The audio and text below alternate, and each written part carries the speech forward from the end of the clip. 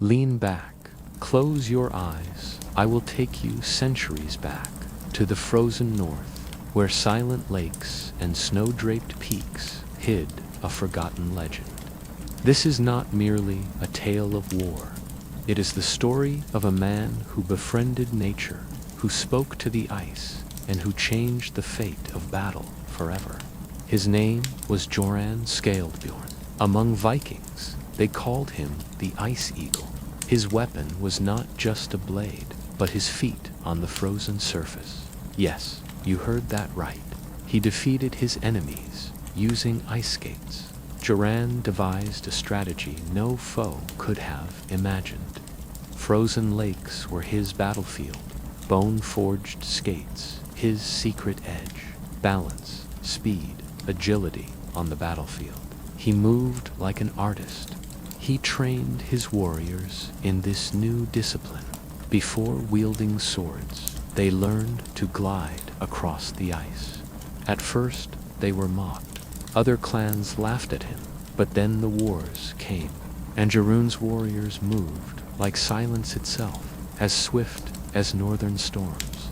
They weren't just skating, they were dancing, and this dance enveloped, unbalanced, shattered, and destroyed every enemy in their path. Historians refused to write this tale. They didn't believe it, but whispers still ride the northern winds. One does not fight on the ice for Jorand, awaits their wa. This is a story of a man who turned frozen water into a weapon, who made a pact with the cold, and whose brilliance was born in frost. If you're ready, let's begin. Close your eyes, hear the wind, and prepare to glide upon the ice. The wind howled through the fjord like a wounded beast, its icy breath slicing across Joran's cheeks as he stood at the edge of the frozen lake, but reflecting the overcast sky like a portal to the gods. Joran's eyes narrowed not with doubt, but calculation. This lake would not be a barrier, it would be his weapon. In his tent the night before, he had carved the first prototype, two curved bones bound together with leather straps, skates. The idea had come from childhood, gliding across ponds while herding elk, but now it would serve a higher purpose, warfare. He gathered his most agile warriors, not the strongest, but the ones who could balance on narrow logs and dodge an axe in midair. You won't need strength for this, Joran told them. You'll need grace and nerve. The warriors exchanged puzzled glances as he threw the skates to the snow before them. Tie them on, he ordered, and fall 1,000 times if you must. The first attempts were disastrous, crashes, slips, bruises, but with each fall, their balance improved. Joran skated among them, a blur of fur and iron, his movement shocking even his most loyal friends. He spun like a leaf in a storm, halted on a dime, and circled back with the ease of a snow fox. Day by day, their stumbles turned to glides, their chaos to rhythm. By the 7th day, the lake echoed not with crashes, but with the sharp cuts of blades against ice. Joran looked out over his new unit, not soldiers anymore, but ice dancers of war. Dawn broke cold and pale as Jorand's scouts returned with grim news. An enemy warband was camped just beyond the ridge, ready to cross the lake. The enemy outnumbered them 3-1, their iron and arrogance both heavier than the packs they carried. Joran stood still at the edge of the lake, his reflection staring back at him through the thin ice like a ghost of war. Let them come, he said. Let them taste the silence before the storm. As the enemy descended onto the frozen surface, Jarun's warriors disappeared into the white, hiding in snowbanks and shadows. The first enemy boots echoed loudly on the brittle ice, a drumbeat of doom. Then came the whistle, not from a horn, but from Jarun's blade slicing the air as he launched forward. From all directions, his skaters burst out, gliding fast as wind, their formation tight as a snow squall. Chaos erupted. Enemy soldiers tried to form ranks, but slid and stumbled, their footing stolen by the very ground beneath them. Durand darted through their lines, striking kneecaps and hilts, never staying still for more than a heartbeat. Spears clattered to the ice. Shields were raised too late. Even horses panicked, slipping and bucking as hooves hit slick glass. The ice groaned. Too many men, too much weight. Cracks spidered beneath the enemy's feet. Jorand had known the lake's weak points and guided them there, like a shepherd guides sheep to a cliff. Then, with a roar, the surface gave way. Screams were swallowed by freezing water, and when it was over, the only sound was the soft glide of Viking skates fading into the dawn. The aftermath of the frozen battle lingered in the frost-covered air like smoke from an unseen fire. Survivors from the enemy warband stumbled back to their camp, eyes wide with horror, mumbling of ghosts on skates. Taverns from the fjords to the forests began echoing the same strange tale of a Viking who fought not with ships or siege, but with speed and frost. They called him the Ice Eagle, a name born not from self-proclamation, but from terrified admiration. Children carved figures of skating warriors into frost-covered windows, mimicking the moves their fathers now feared. Word reached rival chieftains, who laughed at first, then stopped laughing when patrols failed to return. Some sent spies to witness Gerand's technique. Few returned. Those who did spoke only in fragmented awe. He moves like water, like storm. We didn't hear them until we fell, one whispered before vanishing into exile. Blacksmiths began crafting new types of weapons, shorter and lighter, meant to be used mid-glide. Skates made of smoother bone, fitted with iron edges, were passed among elite warriors as if they were sacred relics. Even enemy commanders began drilling on frozen ponds, though their soldiers moved like oxen compared to Gerand's wolves. Rumors spread faster than the cold wind. Some said Gerand could fly, others that he had no legs, only blades. In the mountains, an old seer declared, he has bargained with winter itself. He does not march. He glides with fate. Whether myth or man, Gerand's legend was no longer his own. It had become a force. And as frost crept deeper into the valleys, so too did his name carried on whispers, sharp as blades. Far to the south, in the stone-fortified halls of Radier, a new name began to rise, Commander Elvind the Ash-Eyed. Elvind was no brute. He studied maps like scriptures and saw battlefields as puzzles waiting to be broken. When he heard of Jorand, he didn't laugh like the others. He listened. He calculated. This is no myth, he told his council. This is method. Method demands countermeasure. But something felt different, like a shadow had crept into the wind, watching where none could be seen. Elvin's men reported patterns, how the Vikings circled when they attacked, how they vanished. Elvind adjusted his armor, not for weight, but for motion. He forged boots with grooves, not spikes. He trained his elite guard on shallow ponds, dragging ropes to mimic gliding momentum. Back in the north, Gerand heard whispers of a new enemy who didn't fear him, but studied him. Then let him come, Gerand said calmly, sharpening his axe while watching the lake breathe beneath the ice. Two minds had entered the same game, and winter was the board. The frozen river Fuelbroad curved between two hills like a silver blade laid to rest. It would be the meeting place. Jorand stood at its northern edge, flanked by only 3 warriors, all in silence, breath fogging in the wind. Across the ice, Elvind emerged whole, cloaked in ash gray, alone but unmistakably commanding. Neither man drew a blade. This would not be a duel of steel, but of posture, tone, and nerve. "So this is the one who dances with winter," Elvind called out, voice carrying through the stillness. Jorund replied with a calm nod. "And you are the one who teaches his men to crawl over frost like worms." A thin smile played on Elvind's face. "You're clever. I like clever, pray.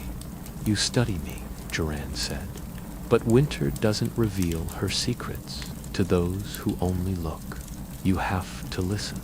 Elvind's boots slid slightly as he adjusted his stance.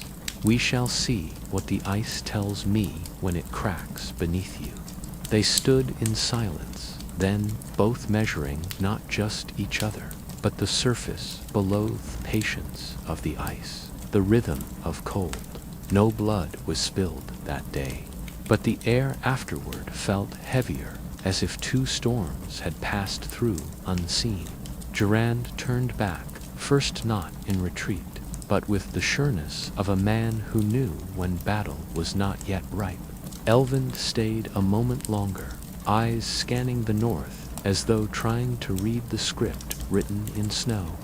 That night, both camps prepared in silence, sharpening blades and minds alike, and the ice, caught between them, waited cold, silent, ready to judge who would break first. The lake called Dromheim was not large, but it was deep-hand frozen in a mirror sheen that reflected even the moonlight. Elvind's army approached its southern edge, cautious but confident, spears and axes gleaming beneath animal hides. Across the ice, nothing stirred, no movement, no torches, just the breath of the wind and the creak of the cold. He waits, or he watches, but what he did not know was that Jorund's warriors were already there underneath white cloaks, hidden like cracks in glass. The air grew strangely warm for winter. Fog crept across the ice in thin veins. It was then that Elvind's vanguard stepped onto the lake, boots tapping cautiously on crystal surface. A whistle sounded high, bird-like, cutting through the fog like a blade. From the mist, they came druns, skaters, gliding soundlessly, blades flashing like silver shadows. The enemy was startled. Their formation broke before a single blade touched flesh. Jorund himself led the sweep, moving faster than wind, eyes locked on Elvind's banner across the fog. Arrows flew, but they missed, deflected by motion, angles, and the sheer unpredictability of the dance. Spears couldn't find footing. Axes swung at phantoms. Sound became disorienting. The scrape of blades, the beat of breath, the cracks beneath. Then came the circling skaters, surrounding small enemy pockets like wolves, testing prey. By the time Elvind gave the retreat command, half his men had fled, not from wounds but from the fear of what could not be seen. Elvind sat by the fire in silence, not as a broken man, but as one sifting through ashes for a spark. Around him, soldiers licked their wounds and whispered of demons that danced across ice with blades for feet. He said nothing to them, not yet. In his mind, he replayed every motion, every formation, every failure. "Speed isn't invincible," he muttered. "It only looks like it when you're standing still." He summoned his lieutenants, not for blame, but for insight. "What if we didn't chase them?" Elvind asked. "What if we made them chase us?" Over the next days, Elvind practiced not combat, but stillness, how to bait, how to freeze, how to vanish. He learned how fog moved, how sound echoed over lakes, how light betrayed or concealed. Messengers were sent to blacksmiths with new requests: chains, curved hooks, collapsible nets. He scouted cliffs for echoes, valleys for traps, and forests for blind spots. If the eagle owns the sky, he said, then we must clip its wings. Meanwhile, his troops trained not on ice, but on reflex. They learned when not to strike, and each night Elvind would lie awake, not fearing Durand, but welcoming the rematch like a game unfinished. He knew their paths would cross again, but next time he would not be the one reacting. Far to the north, Jorund skated across moonlit ice, unaware that a new kind of hunt had just begun. The snow fell in long, slow curtains as Jorund skated silently across the lake near Skarheim, expecting ambush yet finding none. He paused mid-glide, kneeling to feel the ice. It was unbroken, untouched to perfect. No tracks, he muttered. Not even birds today. His scouts returned with the same confusion. Enemy trails vanished halfway up a ridge, like they'd walked into air. Villages he passed through were quiet, not ruined, abandoned.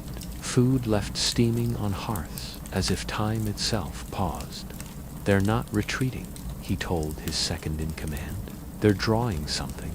At night, he heard howls that weren't wolves and winds that seemed to speak in human breath.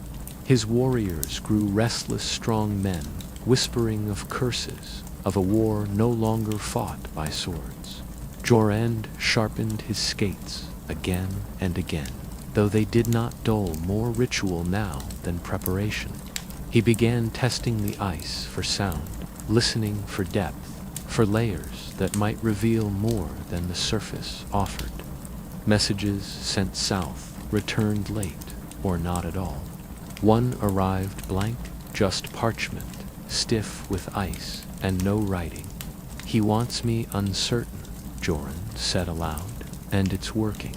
But uncertainty was not weakness, it was a warning, and he'd survived winters worse than men. He recalled his childhood atop the cliffs, watching ice form in spiderweb cracks. How calm always came before collapse. The silence was no mercy, it was a message. Elvind was no longer chasing him, he was waiting. Elvind's scouts had shaped the northern forest into a maze of ice and shadow, where even the sun struggled to find a path. Paths were hidden beneath fresh snow, marked only by faint cracks and broken branches. Jarun's messengers reported strange echoes and confusing signals from the area. Messages lost, voices whispered and broken. Elvind waited quietly in the heart of the maze, cloaked in white and gray, blending into the frozen silence. When Durand arrived with his closest warriors, the trap snapped shut like a beast's jaws. The ice beneath their feet shifted suddenly, cracks racing outward like spider legs across a glass floor. Skates sliced the frozen maze, desperate to find an escape, but every path seemed to twist back on itself. Arrows darkened the pale sky, fired from hidden perches where Elvind's archers lay in wait. The wind carried the sharp whistle of bone calls and the clash of steel on ice, echoing like ghosts in the cold. Jarun's warriors fought not only enemies, but disorientation itself, each turn confusing direction and hope. Elvind appeared at the maze's center, calm and commanding, watching his trap close perfectly. "You skate well, Jorand," he said, voice low, "but you cannot skate forever."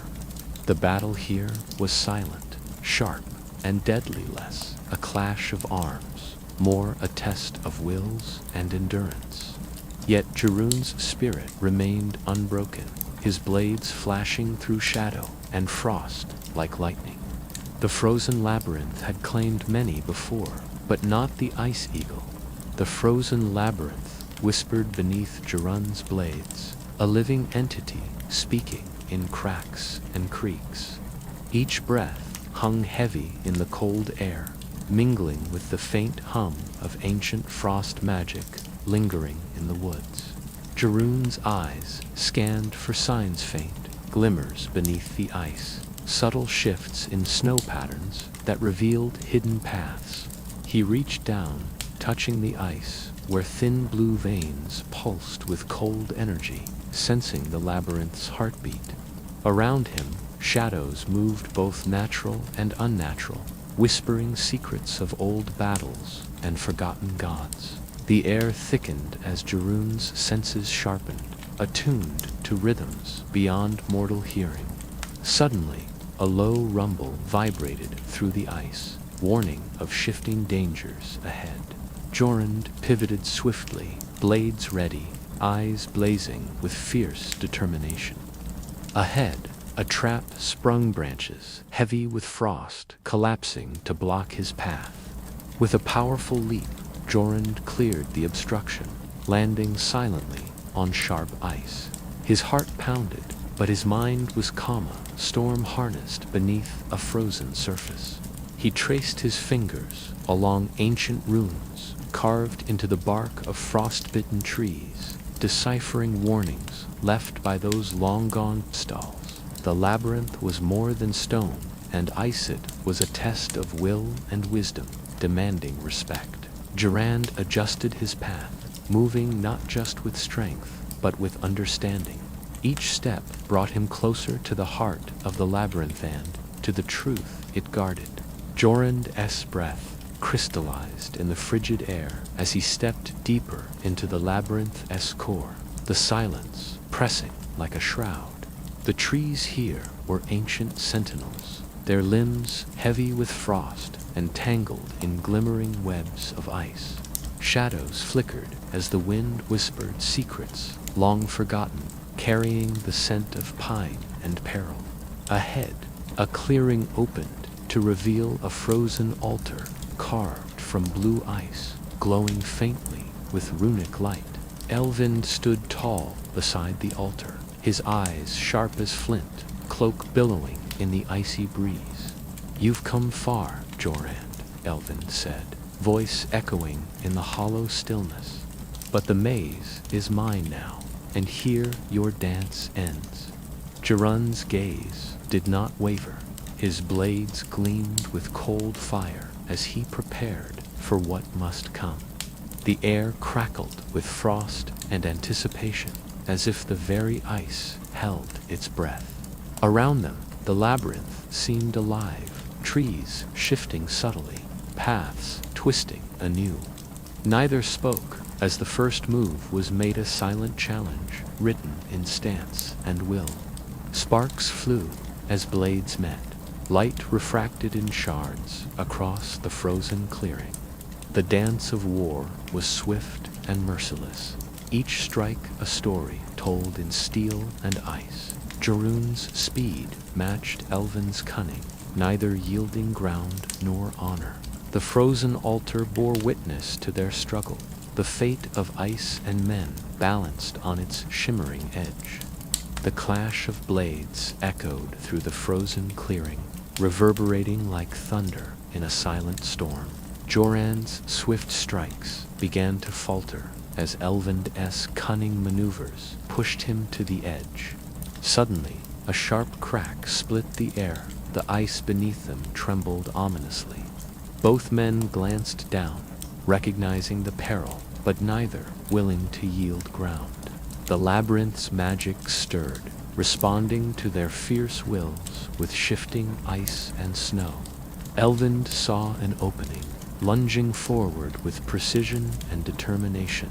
Jorund countered just in time, their blades locking in a fierce embrace of steel. The struggle intensified, both warriors testing the limits of endurance and skill. Suddenly, a gust of wind howled through the trees, scattering snow like a blinding veil. Visibility dropped as swirling snow obscured friend and foe alike. In the confusion, Jorund made a daring move, slipping beneath Elvind's guard. His axe swung true, a flash of cold steel cutting through the storm. Elvind stumbled back, surprised but unbroken eyes burning with renewed fury. The battle was far from over. Both men knew this was but the beginning of a deadly game. The frozen altar shimmered, bearing silent witness to the relentless contest of wills. The wind bit sharper as the two warriors faced each other, breath like mist in the frozen air. Geron's mind flashed back to childhood winters spent skating on frozen fjords, laughter echoing against icy cliffs. Elvin's thoughts drifted to his first battle, the taste of blood and the sting of defeat fueling his resolve. Muscles ached and hearts pounded, but neither man faltered, each drawing strength from memory's fire. Geron's blades moved with renewed grace, slicing through the cold like a sharpened wind. Elvind countered with precision, every move calculated and ruthless. Around them, the frozen forest seemed to pulse with the energy of their battle. Neither man spoke. Their fight was a language older than words, spoken in steel and ice. The sky darkened as clouds gathered, snow beginning to fall again in thick, swirling flakes. Both warriors pressed on, muscles trembling but spirits unyielding. Memories of lost friends and fallen kin fueled their every strike, and parry the clash echoed across the frozen wilderness, a testament to human will and endurance. Geron's eyes burned with fierce determination, his heart steady despite the cold. Elvin's jaw clenched as he fought not just an enemy, but his own doubts. The frozen battlefield became a crucible where only the strongest would survive. The frozen air crackled as steel met steel in a relentless rhythm. Geron's eyes narrowed, sensing the moment to seize advantage. Elvin's grip tightened, ready to counter any sudden move around them. The ice groaned beneath the weight of their battle. Sparks flew as blades met with renewed ferocity. Geron feinted left, then spun right with blinding speed. Elvind staggered, but quickly regained his stance. The battle's tempo quickened, echoing the pounding of frozen hearts. Each strike was a gamble, every parry a calculated risk. The snow swirled violently, obscuring their forms in a chaotic dance. Geron's blade found a gap, grazing Elvin's shoulder. Elvind hissed, blood seeping through torn fabric. Neither man faltered. Their wills burned brighter than the cold around them. The frozen altar watched silently, bearing witness to the battle's climax. Fate teetered on a knife's edge, ready to fall in either direction. The bitter cold bit through their furs as the battle dragged on, muscles screaming in protest. Sweat mingled with frost as their bodies fought to keep moving. Geron's arms trembled, but his grip remained firm on his blades. Elvin's eyes flickered with fatigue, yet burned with fierce determination. They circled each other slowly, each waiting for the other to falter. Memories of their past battles and losses flickered through their minds. Geron thought of his family, the frozen fjords of his youth giving him strength. Elvind remembered the harsh winters and battles that forged his unyielding spirit. The wind howled as snowflakes danced between them, a silent witness to their struggle. Each breath was a battle, each movement a test of will. Geron's gaze hardened, resolve renewing despite the pain. Elvin's jaw clenched, pushing past the edge of exhaustion. The frozen battlefield became a stage for human endurance and spirit. Neither would surrender, bound by honor and unspoken respect. The storm around them began to wane, leaving a fragile calm in its wake. The sun dipped low, casting long shadows across the frozen battlefield. Geron and Elvind stood facing each other, bodies weary but spirits unbroken. The silence between them was heavy with unspoken words and mutual respect. Elvind broke the quiet first, lowering his weapon slowly. "This war has drained us both," he said, voice rough but sincere. Jorand nodded, fatigue evident in his eyes. "Perhaps the ice holds our fate," Jorand murmured, "but it need not be our prison." The two men shared a moment of fragile understanding amid the cold. Around them, the frozen forest seemed to breathe a sigh of relief. The wind softened, carrying the promise of peace with it. Elvind gestured toward the horizon, signaling a tentative truce. Jorand sheathed his blades, accepting the unspoken offer. Their warriors watched cautiously, uncertain but hopeful.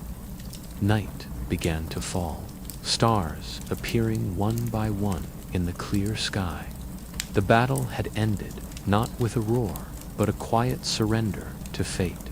Dawn broke over the frozen landscape, painting the ice with soft hues of pink and gold. Warriors from both sides began to lower their weapons, faces weary but hopeful. Elvind and Jorand met in the clearing, the weight of war lifting from their shoulders. The silence between them was now filled with the promise of a new beginning. Villagers from nearby settlements cautiously approached, eyes wide with cautious optimism. Fires were rekindled, and the smell of warm bread began to drift through the cold air. Children laughed softly, their voices carrying over the quiet frost. The long night of conflict was giving way to a fragile dawn of peace.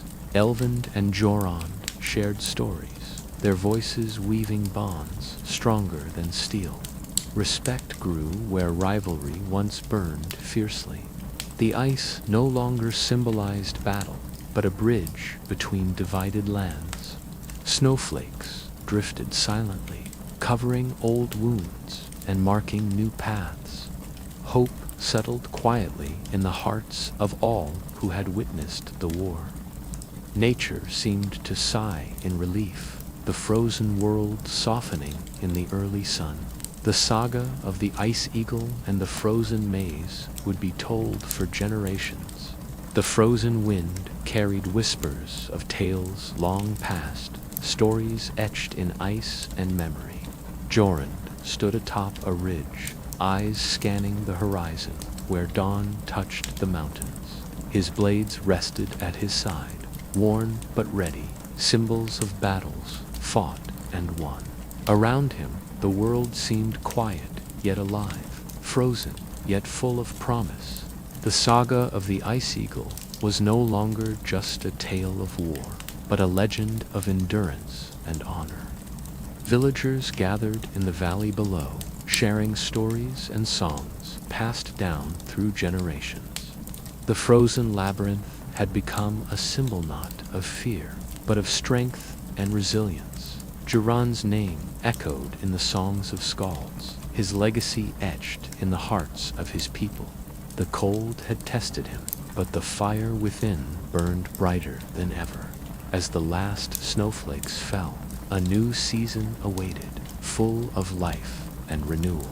Elvind, once an adversary, now a cautious ally, watched from afar, respect in his gaze. The story of their battle would inspire future generations to seek honor over conflict.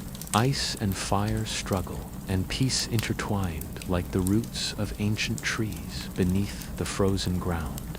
The Ice Eagle's flight had ended, but his spirit soared beyond the frozen horizons. In every crack of ice, in every whisper of wind, his story lived on.